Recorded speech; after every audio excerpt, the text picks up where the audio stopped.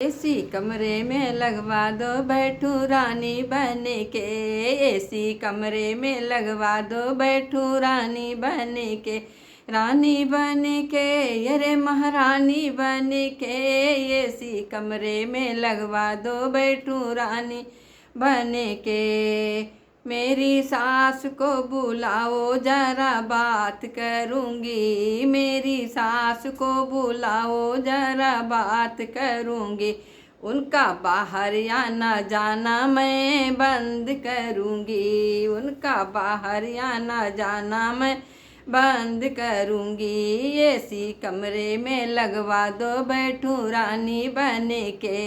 AC कमरे में लगवा दो बैठू रानी बने के। मेरे जेठानी को बुला दो जरा बात करूँगी। मेरे जेठानी को बुला दो जरा बात करूँगी।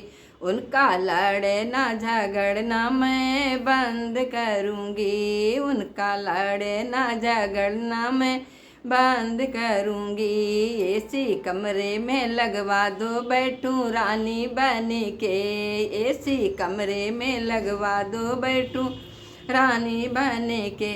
मेरे देवर को बुला दो जरा बात करूँगी। देवर राजा को बुला दो जरा बात करूँगी।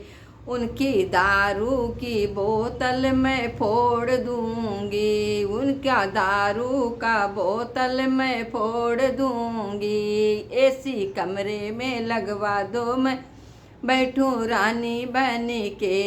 एसी कमरे में लगवा दो बैठूं रानी बन के।